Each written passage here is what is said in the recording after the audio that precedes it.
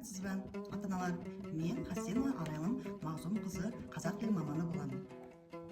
Мен сіздерге үй жағдайында балалармен мақал-мәтелді жеңіл түрде жаттатқызуға шақырамын. Мақал-мәтел арқылы баланың тілі, ой-өрісі дамиды. Мен бүгін сіздермен жалғасын тап ойын арқылы мақал-мәтелдер жалғасын табуға шақырамын. Барлықтарыңыз түсініп алар. Олай болса, барлығыңызға қараңыз, мұқият тыңдаңыз, менімен бірге қайталаймыз. Тіл буынсыз, ой түпсіз. Қайтып қойшы. Тіл буынсыз, ой түпсіз. тіл көтермегенді Тіл көтереді. тіл көтереді. Жақсы бала, сіздер еткенсіңдер бала. Неге бала? Осы тіл көтермейді, тіл көтереді деген мақалдың мағынасы қалай түсінесіңдер? Тіл арқылы ата-бабаларымыз бір жауды тоқтатқан екен бала. Мағынасы осылай.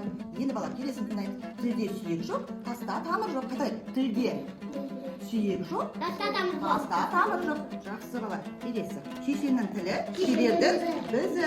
Ана тілі, асыл мұра. Төлдің тілін көреді, тамырын. Тіл халықтың жаны. Ана тілі байлығым. Ана тілін байлығым. Баласы жақсы біледі екенсіздер бұл мақал-мәтелді. Қанекей, енді мен бастап айтамын, сіздер жалғасын табасыңдар. Тыңдаймыз. Тілі буынсыз, Ой түпсіз. жақсы. Тілін көтермегенді, тілде сүйек жоқ, ана тілі,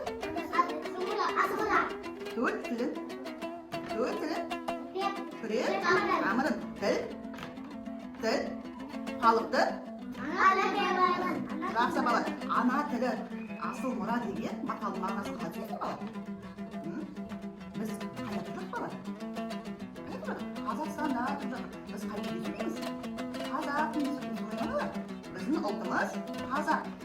Ана тіліміз асыл мұра дегеніміз ана тілсіз ұлт болмайды. Түсінікті ме бала? Жақсы, өте керемет.